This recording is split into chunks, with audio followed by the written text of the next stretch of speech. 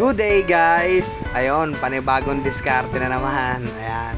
Bali, umagang umaga meron sa ating nag-chat.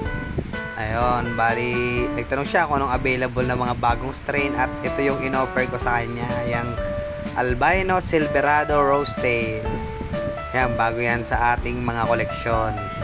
Tapos, itong Japan Blue Gold Double Sword.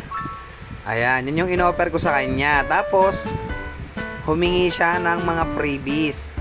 Sabi ko, sige, madali naman akong kausap. Bali, ayan, binabalot na ni Mrs. Tapos, sinistorbo ko. Bali, ito yung order niya, yung Albino Silverado. Ayan. Tapos,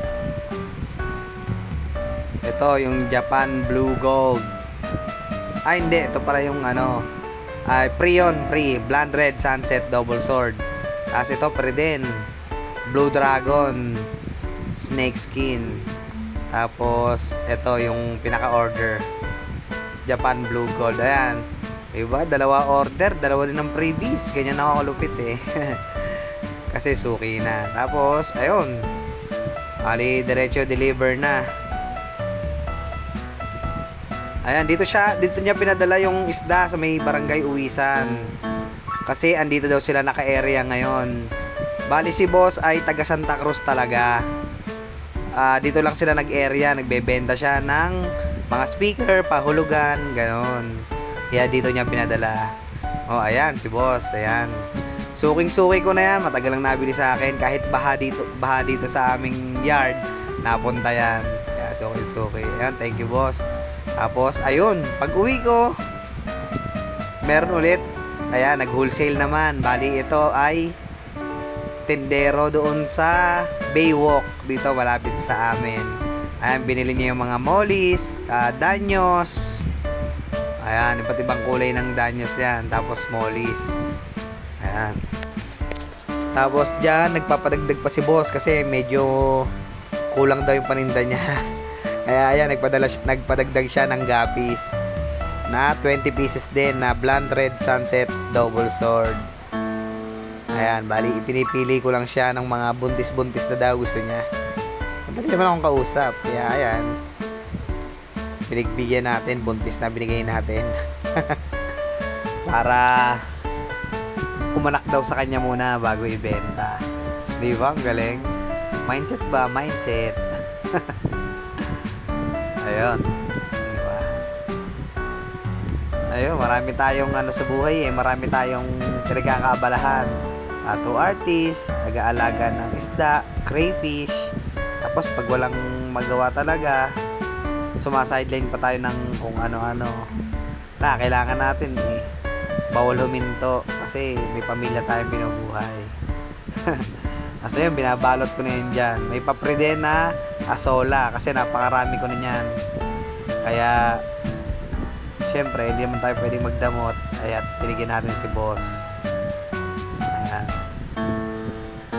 Bali dyan, kota na ako dyan pero syempre kailangan pa nating ulit sumideline. Bali after nyan meron pa akong schedule ng tattoo nyan kaya ayun, magtatato naman ako. Tapos makalipas nga yung mga ilang oras, ayun, magtatato naman tayo. Ayan, same day yan, tinatuan ko si boss. Bali sila boss ay galing pa sa trabaho, mga factory worker, mga ganon. After nilang umawas galing sa work, diretso naman sila dito. Ayan, sila boss. Bali ito, cover up session, ayun Bali dito napagkwentuhan din namin, hindi lang pala yung tattoo ang i-cover, pati ang nakaraan. Ayun, may kwento pala yan. Kaya ayun, inumpisahan na namin.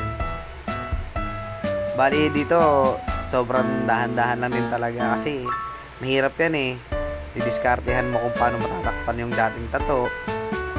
Kailangan mawala talaga yung dating tattoo kasi nga hindi po tatawagin cover up niya kung hindi matatakloban. Di ba? Kaya, ayan. Bali dito, patalon-talon yung pagkuha ng video kasi yung misis ko busy gawa na naghahanda sila ng pangmeryenda ni boss at nagpabili yung ating mga boss ng merienda. Ayan, dito tapos na yung una naming ginawa. Ayan, bali paro-paro G na kulay asul. Diba? Nawala na yung dating tattoo. O, diba? Medyo masakit lang daw pero normal naman yan. Tapos ito yung pangalawa naman. Bulaklak ata ng orchid to, di ko sure. Pero yan ang trip ni boss eh. Kaya sinunod na lang din natin talaga. Ayun, yung tatakluban natin yung heart na asul. Ayan, dahan-dahan. Bali dyan, bloodline yan. Para di lang mawala yung stencil kasi napakabanas niyang mga oras na yan eh. Alas 3 na pero napakabanas pa rin.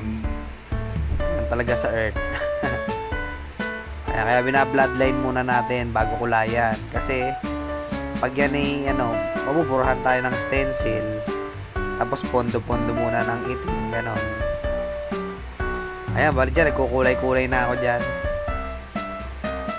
Tumalon lang yung video. Gawa nga ng busy si Mrs. Siya ang aking videographer. Ayan. Tapos, kwento-kwentuhan. Sound trip. Yung ganon lang. Bali, ayan na. Yung aming outcome, ayan o, diba? Nawala na yung heart. Naging na, flower. Ayun, maraming salamat sa inyo, boss.